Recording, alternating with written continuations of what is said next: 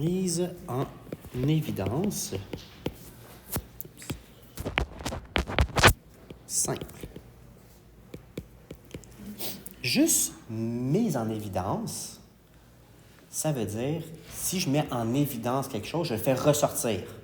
Et je le mets comme sur un piédestal. C'est lui qu'on voit en premier. Quand je mets quelque chose en évidence, exemple, j'ai du texte, je vais mettre quelque chose en évidence, je vais mettre la couleur dessus pour que, ça soit la première chose que je vois. OK? Donc, nous, ce qu'on fait quand on fait une mise en évidence simple, donc on fait ça simple, ça veut dire une fois. Et ce que ça veut dire, c'est qu'on va faire ressortir qu'est-ce qui est pareil partout. On va le mettre en évidence, on va le mettre en avant. Ça va?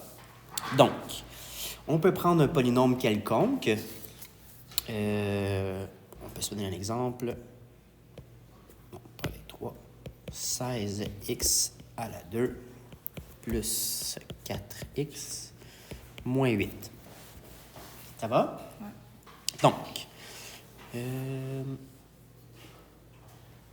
on vient regarder. Donc, est-ce que tu vois quelque chose qui est commun à tout le monde?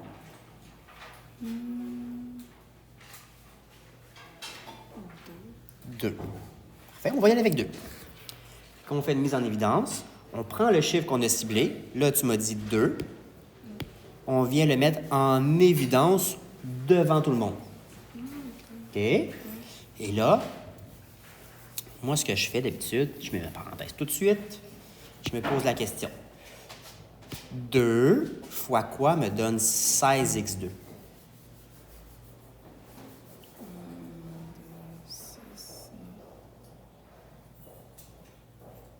Si tu m'as dit que le 2 était en commun, ça veut dire que le chiffre il doit se diviser par 2.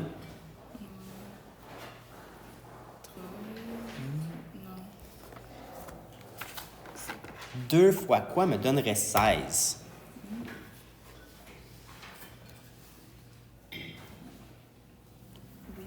Donc, je viens écrire mon 8 ici. Et le x2?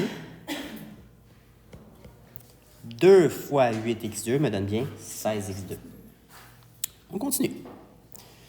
Plus, parce que le plus est là. 2 fois quoi me donne 4x? 2. 2, juste 2? Faut que j'arrive à 4x, 2x. Moins, on met le moins. 2 fois quoi me donne 8? 4. Moi, je pense que c'était souvent les X. Si, là, on va faire un autre exemple tantôt avec des x aussi. Là, ici, regarde, dans ton polynôme, 8, 2, 4. Est-ce qu'il y a encore des choses en commun? Ouais. 8, ça se divise par quoi? Divisé par 2 aussi. 2, ça peut-tu se diviser par 2? Non? 2 bonbons séparés en 2 personnes, ça se peut. Ouais. Donc, on peut diviser 2 par 2. Ouais. 1, ouais. Et 4, est-ce qu'on peut le diviser par 2? Oui. Ça veut dire que ici, lorsqu'on a choisi le 2, Ouais. c'est pas le plus gros chiffre qu'on pouvait sortir pour tout le monde. Je vais le refaire ici à côté. Voyons. Ouais, comme ça. Mais cette fois-ci, on va prendre 4, effectivement, parce que 4 est là-dedans, 4 est dans le 8 et 4 est dans le 16. Je viens mettre mon 4 en avant en évidence, mes parenthèses,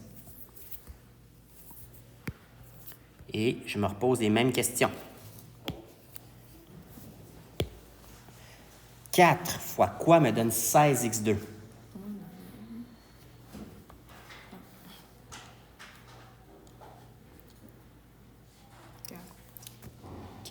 Faut que j'arrive à 16x2. Après ça, plus. 4 fois quoi me donne 4x? X. Juste par x. Et le moins il est là. 4 fois quoi me donne moins 8? 2. 2. Et là, est-ce qu'il y a des choses en commun dans ceux-là? Qu'est-ce qui est en commun? 2. Y a-t-il un 2 ici? Non. Est-ce Est-ce qu'il y a quelque chose en commun pour tout le monde? C'est terminé. J'ai fait ma mise en évidence. Elle est complète.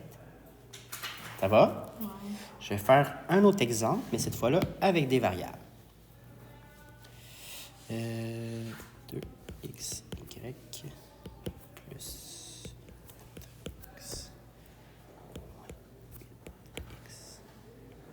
à la 2. Même principe.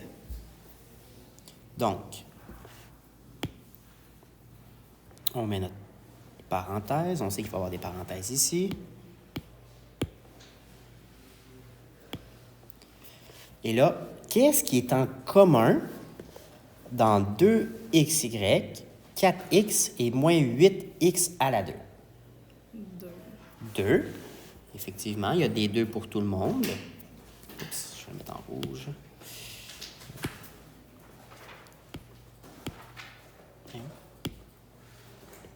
J'ai mis le 2 en avant. Est-ce qu'il y a d'autres choses? Le x. J'ai un x là, j'ai un x là, j'ai des x ici. Donc, les x sont communs à tout le monde. Donc, je peux aussi venir le mettre en évidence. Est-ce que ça va jusque-là? Ouais. Et là, on se repose les mêmes questions. 2x fois quoi me donne 2xy? Un Y. Un y. Fait que là, je viens écrire moins y. Plus. 2x fois quoi me donne 4x? 2. Et après ça, 2x fois quoi me donne moins 8x à la 2? Moins 4x. Moins 4x. Je vérifie, est-ce qu'il y a des choses en commun ici? Non. J'ai terminé tout simplement. J'ai fait ma mise en évidence simple.